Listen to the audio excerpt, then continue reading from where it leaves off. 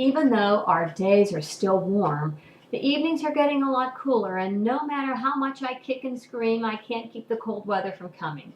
So if we must stay inside, at least let's take comfort in some comfort food that keeps us all warm and cozy. So this week for letter N in cooking through the alphabet is N is for Northwest Lentil Chili. If you haven't tried lentils, I encourage you to try them. They come in a bag, usually in the aisle where the beans are. A lot of the beans and things are lentils too, and they're dried and they come like this.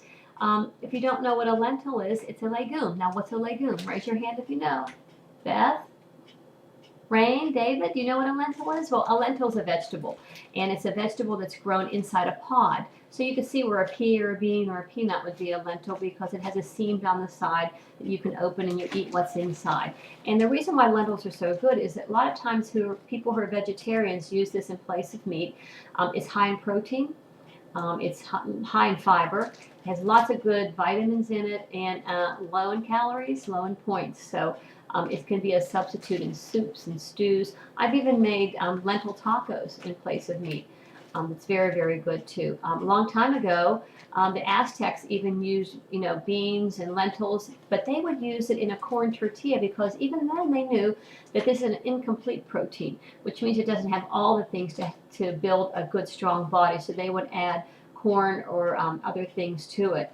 What they didn't know is that what we've discovered lately is that within 24 hours of eating a legume, if you eat some corn or meat or cheese or things like that, it makes a complete protein, which also is healthy for you. But enough of science. Enough science class right now. Let's get to cooking. I've already put a batch of the lentil chili back on the stove cooking to show you. I'm going to show you all the ingredients and know that you can make this when you get home from work in 35 to 40 minutes.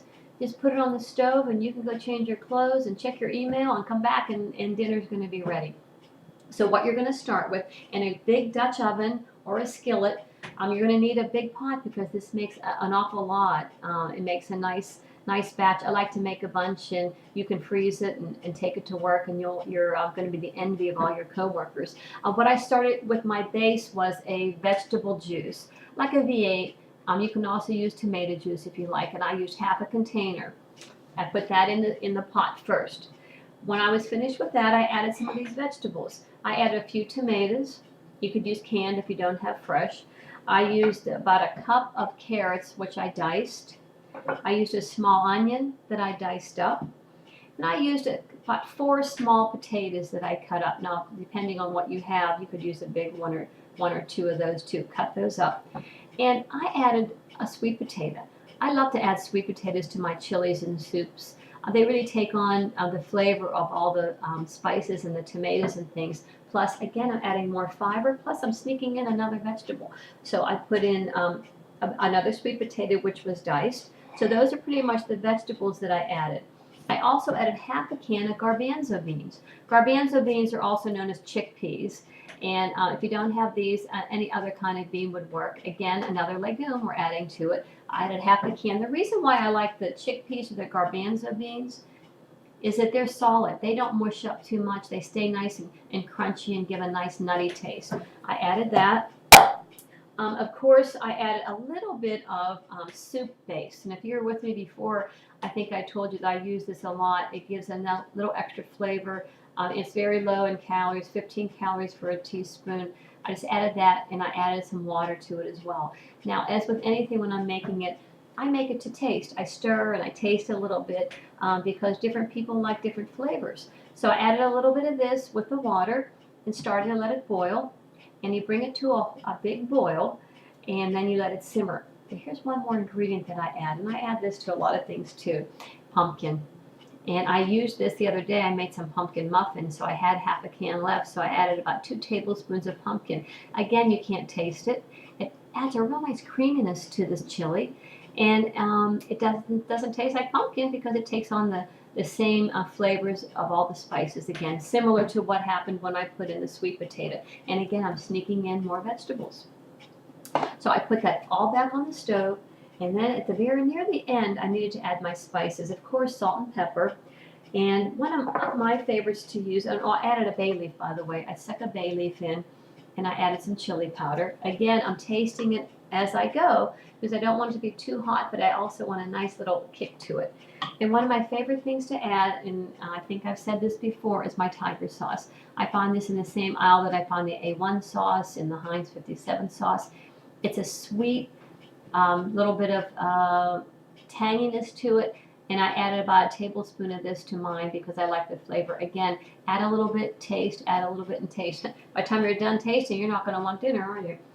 You could also add just a plain hot sauce. This is a habanero sauce. You'll need a few sprinkles of this as well. But again, it's to your own taste. So that's all there is to the, did I say the lentils? Oh, almost forgot the most important ingredient.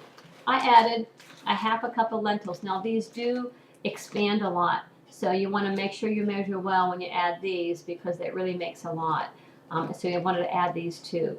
So you're going to add everything in. Again, the tomato juice, the garbanzo beans, of course the lentils, sweet potato, tomatoes, onion, carrots, potatoes, tomatoes. Now, there's no reason why you couldn't add some zucchini to that, some green peppers to that. What you have on hand is what you can just throw into the chili.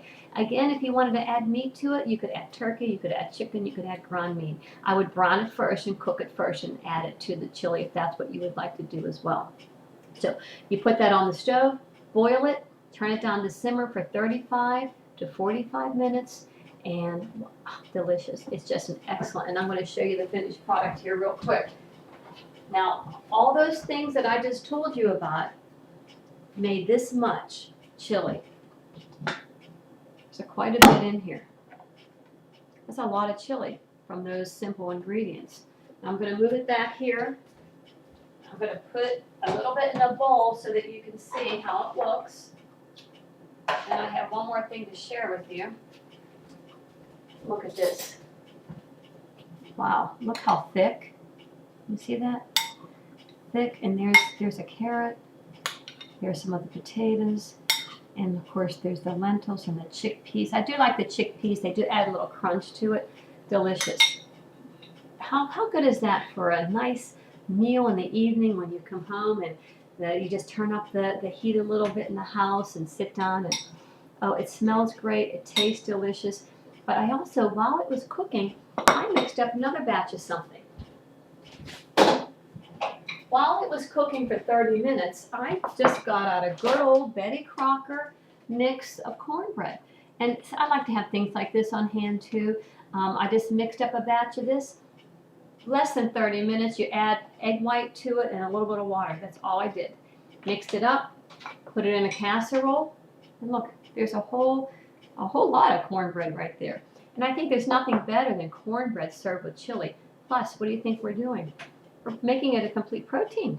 So we're adding some more vegetables to it. I'm just going to cut through the cornbread here. Let's cut it in a little triangle shape. Wow. Just lift it right out of there. Look at that. Nice piece. Put it right alongside. There you go. Nice little chili. A little bite of cornbread. Wow. Quite a meal. Add to this a little salad. You've got your meal made. Plus, you have lunch for tomorrow. I like cooking once and eating twice. Not this fall. Sorry. Delicious. Again, your coworkers are going to be so envious when they smell this wafting through the hallways or into your cubicle. Delicious. Smells great, is great. And for Northwest Lentil Chili. I hope you give it a try. Try lentils. Experiment a little bit. Don't be afraid. Try some new things. Again, low calorie, high in fiber, filling food. Good for you too. So let's see. A, B, C, D, E, F, G, H, I, J, K, L, M, N, O. O will be our next letter. See you soon. And as always, happy eating, happy cooking.